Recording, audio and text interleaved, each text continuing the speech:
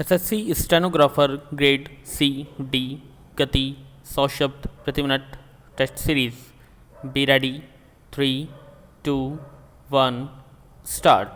उपाध्यक्ष महोदय, आप अगर यह कहें कि 21 विधायकों ने समर्थन वापस नहीं किया तो हम कहना चाहते हैं कि एक पुराने मामले में सर्वोच्च न्यायालय के उस निर्णय को याद कीजिए जिसमें स्पष्ट रूप से कि जब सरकार के बारे में भ्रम की स्थिति उत्पन्न हो जाए तो सरकार को तुरंत विधानसभा में जाकर भ्रम खत्म कर लेना चाहिए और अपना बहुमत विधानसभा में सिद्ध करना चाहिए।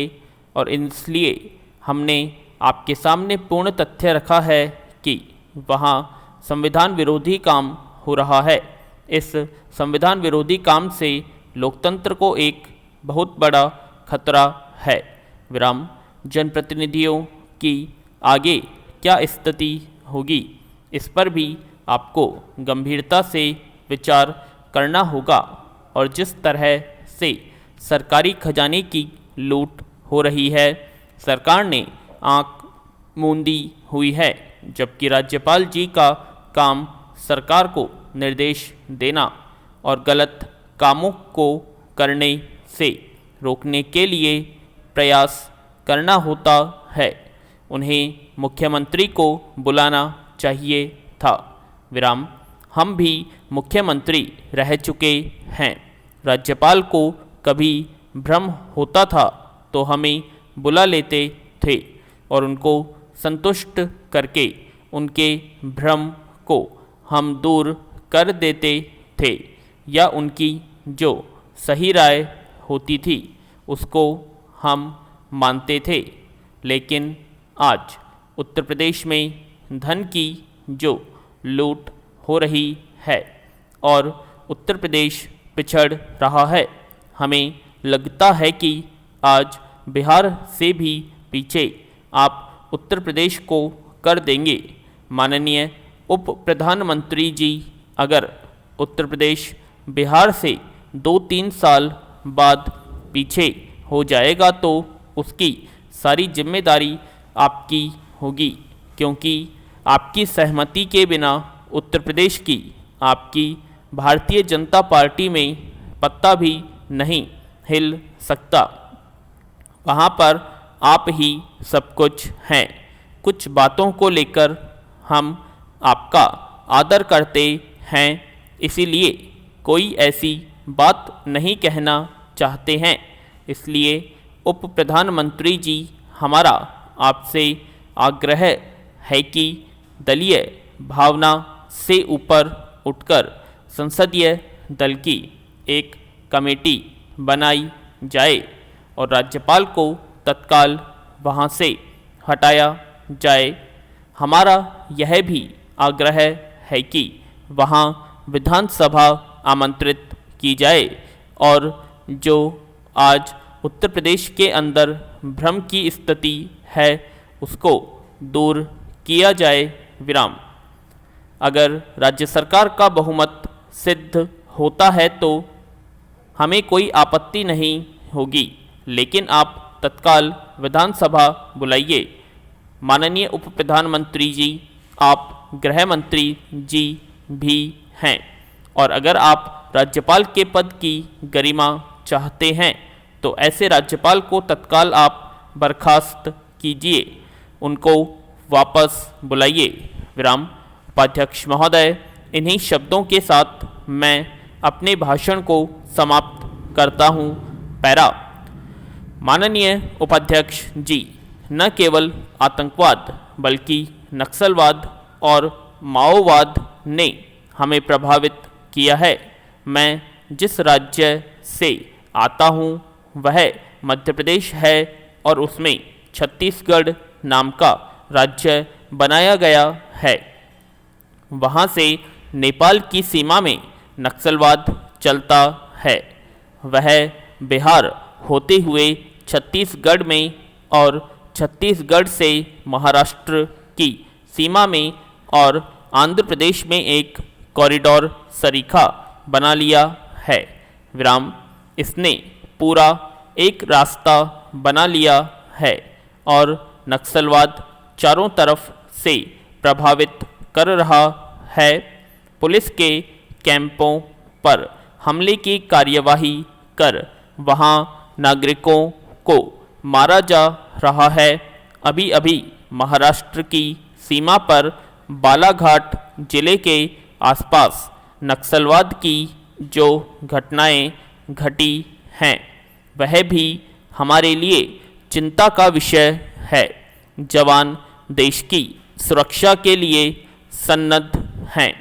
मैं यह मानता हूं कि देश के जवानों ने हमारी सीमाओं की सुरक्षा की है, देश की सुरक्षा की है, लेकिन आज उनका चिंतन करना स्वाभाविक है।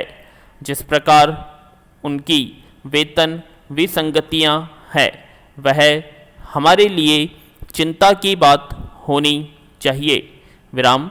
अभी 2-4 दिन पहले जवानों ने अपने शौर्य पदक लौटा दिए। इन शौर्य पदकों को लौटाने के पीछे क्या कारण था?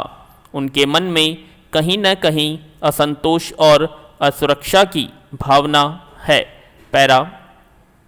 मैं चाहूँगा कि सरकार इसकी तरफ ध्यान दे।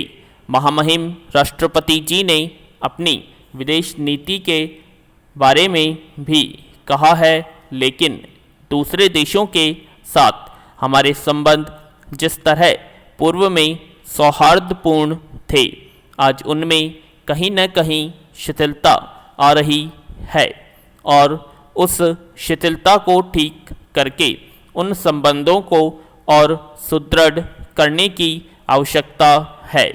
हम इस दृष्टि से इन सभी बातों पर विचार करेंगे। यह बहुत महत्वपूर्ण है और अत्यंत आवश्यक है। यह अतिथि अध्यापक पिछले 2 वर्षों से संघर्ष कर रहे हैं, धरने प्रदर्शन कर रहे हैं, जेलों में जा चुके हैं, लेकिन हरियाणा सरकार इनकी कोई सुनवाई नहीं कर रही है। यही स्थिति आंगनवाड़ी कार्यकर्ताओं और सहायकों की है, जिनसे पूरा एक सरकारी कर्मचारी के तौर पर सरकारी काम लिया जा रहा है, लेकिन न तो इनको नियमित किया जा रहा है और न ही पूरा वेतन दिया जा रहा है।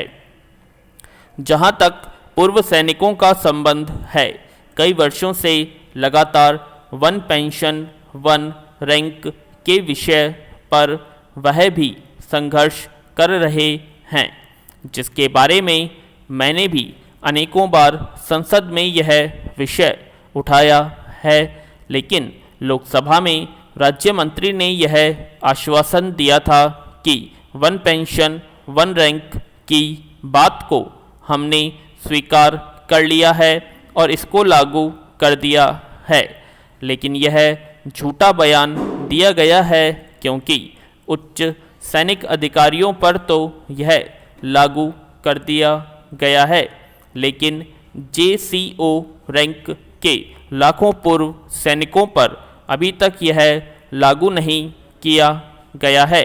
इसलिए पूर्व सैनिक 16 दिसंबर से लगातार संसद के सामने अपनी इस मांग को लेकर और छठे वेतन आयोग में पेंशन विसंगतियों को लेकर धरने पर बैठे हैं।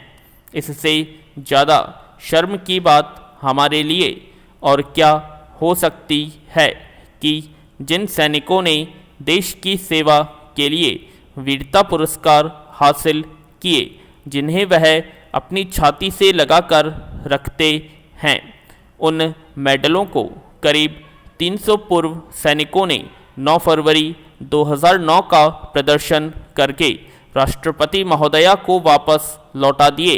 इन परिवारों में मरणोपरांत शौर्य चक्र प्राप्त परिवारों ने भी मेडल लौटाए हैं। इसी प्रकार संसद पर हमले में शहीद होने वाले परिवारों ने भी अपने पदक लौटाए हैं। पैरा। उपाध्यक्ष महोदय, जैसा आप जानते हैं कि नागपुर का ऐतिहासिक महत्व है। नागपुर महाराष्ट्र की दूसरी राजधानी है। अगले वर्ष जनवरी में नागपुर अपनी स्थापना के 300 वर्ष पूरा करने जा रहा है। पूर्ण विराम।